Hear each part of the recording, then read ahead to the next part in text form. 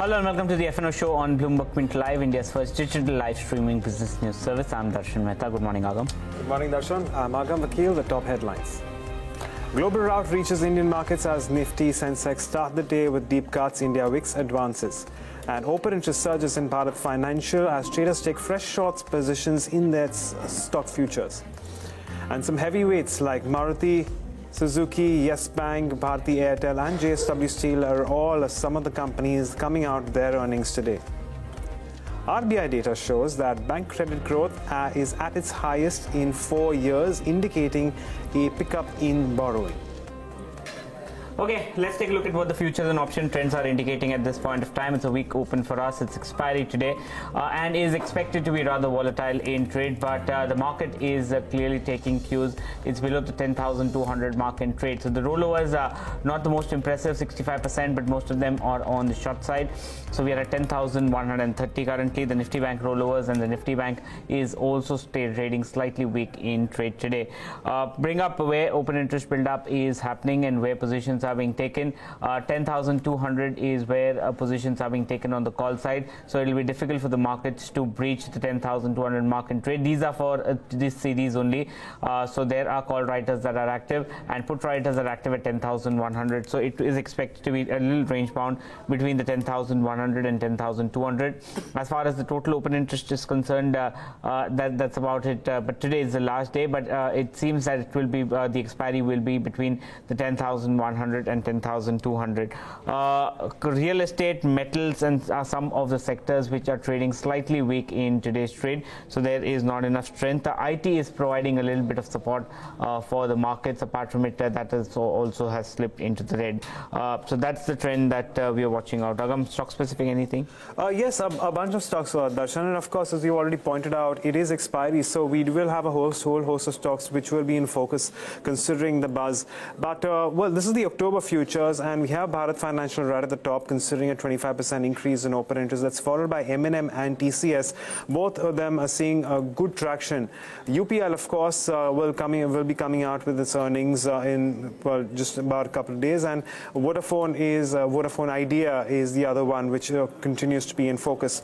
But considering it is expiry, we will also start seeing a lot of unwinding coming through in a lot of stocks. So, barring something like a Just Dial and MRP, I'm not going to talk too much about it.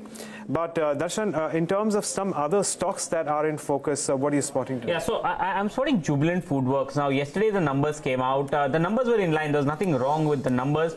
But the management commentary is something that indicates that probably going ahead the same momentum will not continue. The management also spoke about the other e-commerce plays and the delivery apps that could probably take a hit on their earnings. So Jubilant FoodWorks down almost 5%, looks weak in today's trade. The other one I'm looking at is Biocon. Biocon is seeing a little bit of it's down in trade. It was trading with slight positive bias, but remember the numbers are today, and among the pharma pack, at least this one right now looks stable.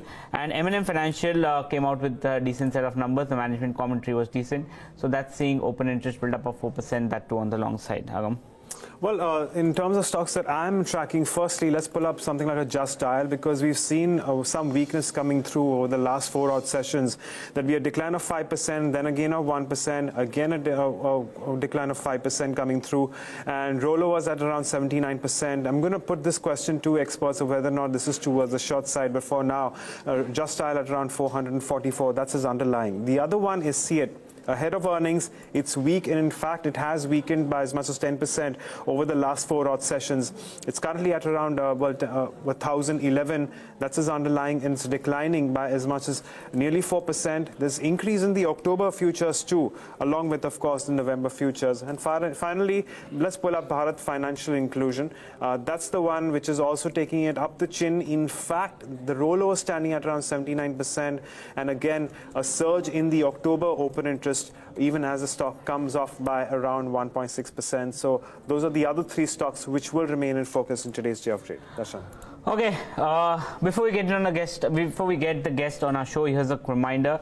If you have any queries regarding futures and option market, you can call us on 0224540 4141 or write to us on Twitter, Facebook with the AskBQ hashtag. Let's welcome our experts for the day. Ashish Chaturmota of Sanctum Wealth and Brijesh Singh of Stock Access join us on the show. So good morning to both of you. Brijesh, good morning. What are you spotting on the index? Today's expiry. Any strategy that could be expiry related today? Good morning, everyone. See, no doubt for a short-term trading has been concerned. Nifty still has been in trading in the bearish mode. Nifty has to give closing about 10,385 to come up from this a painful juncture which has been going on. Or even if we talk about from a medium-term point of view, the overall trend is been down. So right now, Nifty, if I talk about, has been trading somewhere around 10,128 or say 30 juncture. So we can use for the we can use rise for a short. So anyhow, if it give a bounce to the level of 10,170 or say 10,175, one can go for a sell side with the stop loss of 10,210 and pay for the target of 10,040 to 10,070. If anyhow this if 10,040 break, then the previous swing low, if I'm not mistaken, 23rd of Feb or May, the low was somewhere around 9952. That can be retested. Okay, well, there you have it. Brijesh suggests to sell on rise, and he does have a bearish view. And Ashish, if I'm not mistaken, you also have a bearish view right now. Yeah. Hi, morning, Agam. So I think we have been maintaining this negative view since the day Nifty has breached 10,900. In last show, we had recommended a 10,700 or 10,600 strike price put, which has almost more than doubled in this series. Now, if you look at the structure of the market, definitely it's weak because of 2-3 reasons. If you look at technically first, the 200-day moving average, which is at around 10,750.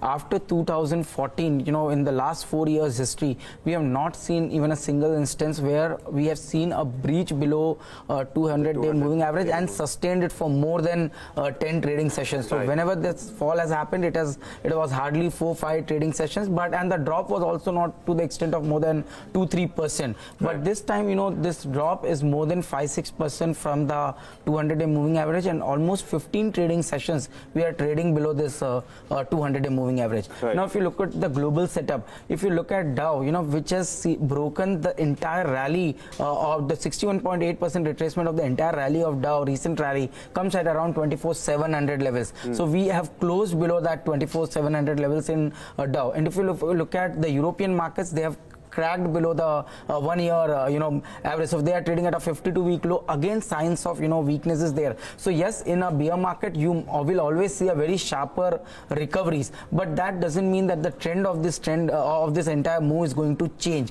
So I will not recommend a vanilla short, because in this kind of volatile market, 100-200 points stop loss might get triggered at any point of time. But the best way to play this trend would be to either buy a vanilla Nifty put options or create a bear put spread, so that even if this volatility of 100-200 points on upside comes, it will not hit your stop losses. So what I am recommending is going long in 10,000 strike price put of November series. One can buy at current levels, use any dip of 30-40 points to again average onto the long positions, and keep a strict stop loss somewhere around 80 odd levels. I think 220-240 could be potential target of this Nifty 10,000 strike price put in days to come. Well, Ashish, you also spoke about the possibility of a bear put spread. So in that case, what put would you sell? Yeah. So, ideally 400 to 500 points I would like to cover. So, buying a 10,000 strike price put and selling a 9,500 strike price put of November series would make a lot of sense. Okay.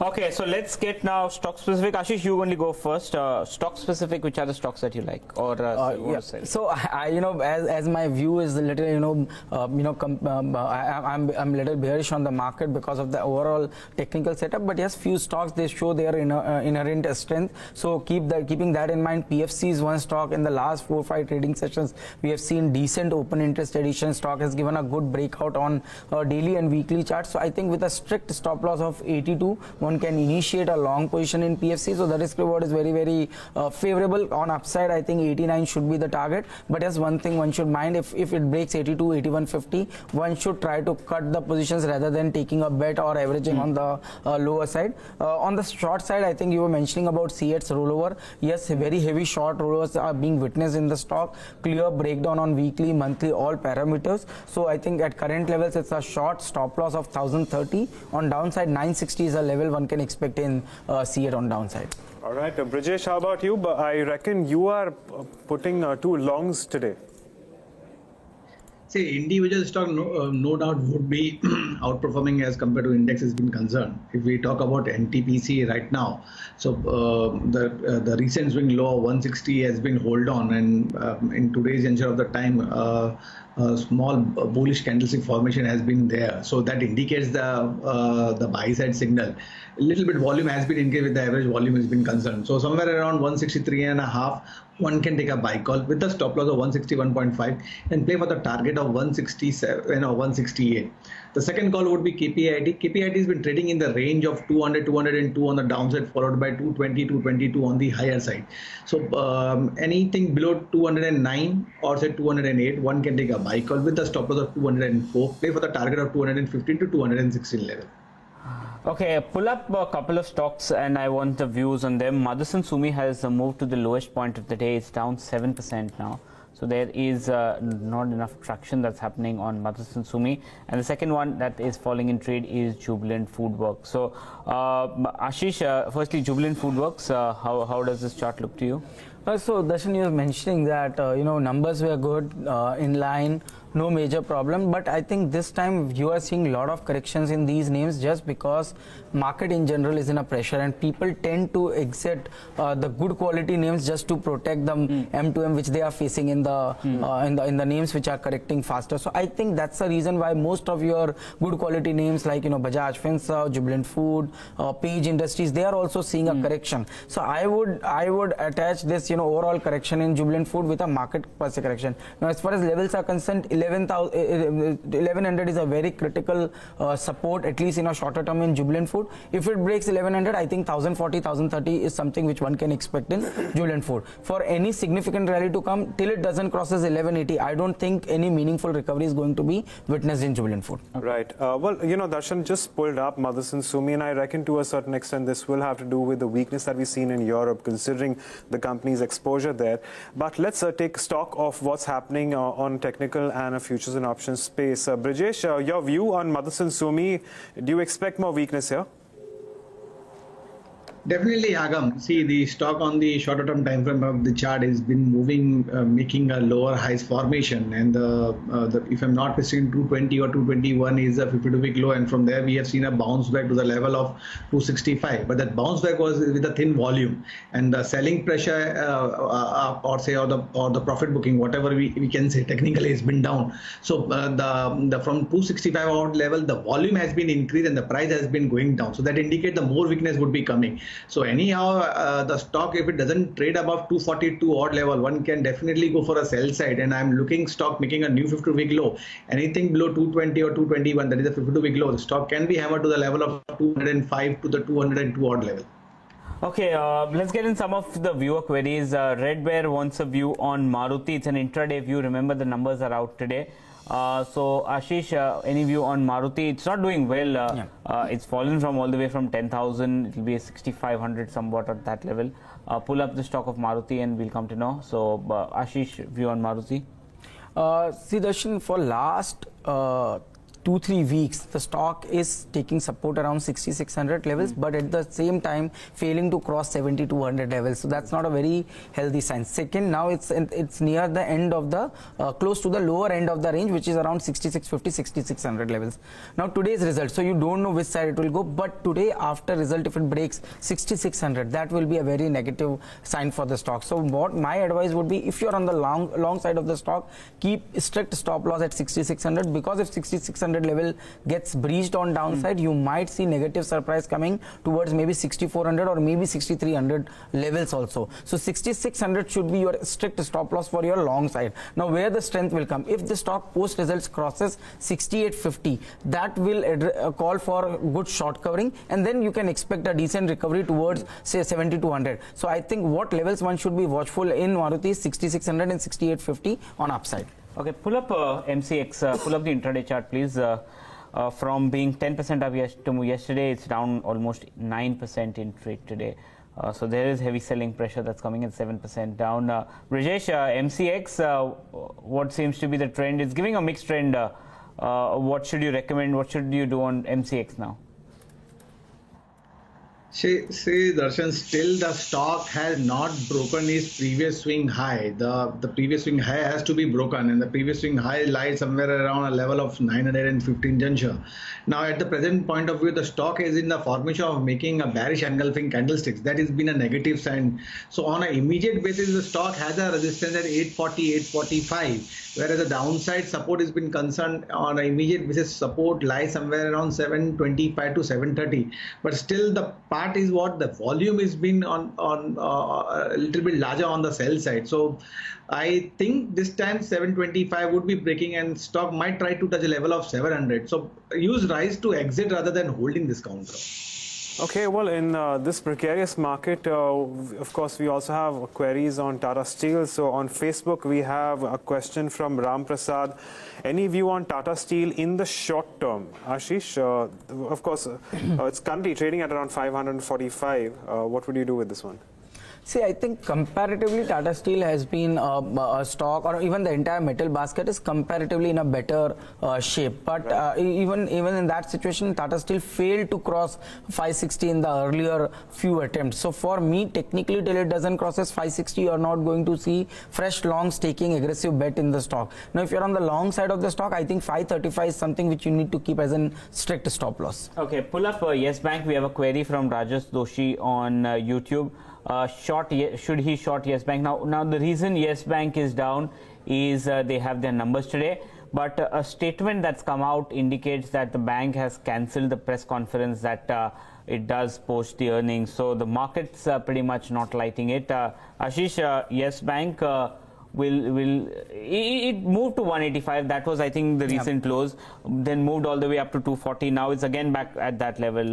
How does one trade Yes Bank? See, the best way to trade would be today's expiry, and you can buy at the money put options of Yes Bank, and if something goes drastically down, then you might make very good returns on that put. But in case if the stock reverses, the loss is going to be very, very limited rather than shorting the Yes Bank futures. So ideally, buying a 200 or a 190 strike price put would make a lot of sense. Are the stock futures in Yes Bank active? Very active, or it's very limited? It's very active. It's very active. But the only challenge is, Darshan, when you take a bet on a news-based kind of thing, and if the stock recovers say 5%, then you are going to incur a huge loss. But in case of put option, the loss is restricted to 1% of the premium because today is expiry, so you don't have time value. It's only you are just paying for one day kind of premium. Right. And if it corrects another 5-6%, you are going to make good double or triple your put options premium. Okay, well, so we actually have a query on Yes Bank. It's from, Mr. Doshi. Is it a good idea to short Yes Bank? Do you think you'd go ahead and short Yes Bank? See, it is looking weak. So yes, the one thing is clear: if the stock doesn't cross 210 in a shorter term time frame, I think breaching below that 185 is quite possible. But as I mentioned, it's a high risk trade idea. So the better way to play this trade would be by rather than creating a short position in Yes Bank, buy puts of Yes Bank 190 strike price puts. Okay, all right. So that's your view on Yes Bank there. But we'll move on and address Vedanta as well, because that's actually weak in today's day of trade, and we have seen some substantial increase in OI in the October futures itself. So its underlying is at 206, and of course accumulation in October and November. Brijesh, what would your view be on Vedanta? Rollovers, of course, standing at 54%. See, Agam, the only thing is that the stock has been trading in the range 200 or 202 on the downside, followed by 220 to 22 on the higher side. So If someone wants to play for a buy sides, then I'll say 204. One can look out to buy this stock with the stop loss of 199 and play for the target of 220, 222. Because still, whenever the stock has been trading in the narrow range, the oscillator giving a buy sign, then chances are that once we can see a pullback to the level of the higher end of the rectangle, the box. So 220, 222 can be seen. But the only thing is that not at this juncture. Anything below 204, one can take a buy call. What about stocks, Ashish, like Infibeam, which is down 7%, Dewan Housing is down 5%, India Bulls is down 5%. These are the stocks that have been in focus. Would you recommend a contra bet on any of these counters? No ways, Darshan. In fact, I think I had recommended a short call in Infibeam at around 125 zone, and I mentioned that this is one stock which you are going to see a massive sell-off, and even at current levels, I am not convinced to take any long bet. I think people are stuck very badly, and that could be one probable reason you might see further downward swing coming to the stock. I think 30 is something which could be witnessed in Infibeam, but definitely I would not short at these levels because that will become a very high risk trade. India Bull Housing Finance, yes, I think you are witnessing some kind of heavy short again getting built up into the stock. So I think with a stop above 710, this is a short. On downside 630, 620 is something which I am expecting in India Bulls Housing Finance in next 3-4 trading I think the other last time we spoke, I think we were rather bearish on Jain Irrigation. Yeah.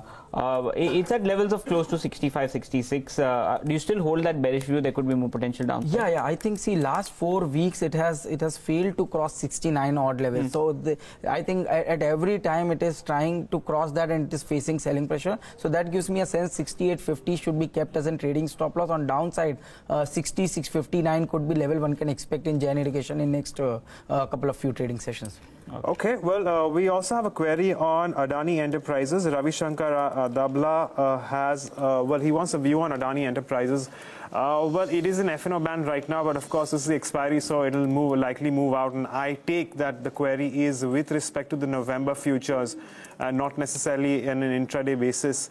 It's at around 161.8, and it's down 3.5%. Brijesh, what would you advise the viewer to do with Adani Enterprises? See, from 120 or 122 onward, there we have seen a one-way rally to the level of 175, and after that we are seeing a profit booking. Still at this juncture of 160 or 161, I would not be advising to go long. If we talk about support, then the support lies somewhere around 152, 154 juncture. So if someone wants to play for a fresh long side, 152, 154 would be the ideal level to buy with the stop loss of 148, and then look back to the level of 165 to 168 level in a November series has been concerned. Okay, well, moving on to the next one, we have been talking about Motherson Sumi, and as Brijesh has already given his view on this one. So I'm going to come to Ashish. Ashish, Kishore asks, what's weighing down on Motherson Sumi and what would you do with it? Agam, I am witnessing a very heavy short build-up in the stock since last almost 2-3 months time frame, and even in today's trading session, surprisingly, we are seeing very heavy short even in the current series and in the next series. So that's definitely not a healthy sign. Now, if you ask me what are the levels, I think this time there's a high possibility stock might breach the recent lows of 218, and once that happens, you might see stock again seeing further correction towards 205, 200 kind of zone. So from current levels also 7-8% drop is something which is quite possible in Motherson Sumi. As far as upside is concerned, 240 is something which is a very strict very strong resistance zone, so keep that as a trading stop loss. Right. Now what should be the ideal level to short? I think if you are shorting here, you should have the cushion to short further at around 235 levels to make the trade more comfortable. If you are on the long side of the trade, I think you should keep 218 as a strict stop loss for your long positions. Okay, let's take one or two final queries before we wrap it up. Pankaj Joshi is saying that Marico is forming a double bottom. Is it advisable to go long? Brijesh, would you go long on Marico? See, I don't know what time frame is the investor or the trader has been looking for, but I am not saying from a shorter term point of view, still the trend has been down. I would not be going long on it till stock touch 295 or 298. So 298 is the ideal level to go long on this stock. So avoid at this juncture of 304. Let it trade somewhere around 298. Then we can go for a long side in it. All right, well, it's turning out to be another challenging day of trade, there's no doubt about it. But I'm going to take a moment to thank both our experts, Ashish as well as Brijesh, for joining us and taking us through their view as well as solving some of our viewer queries. And with that, it's a wrap in this edition of the FNS Show. But for more news and updates, stay tuned to Bloomberg Quint Live.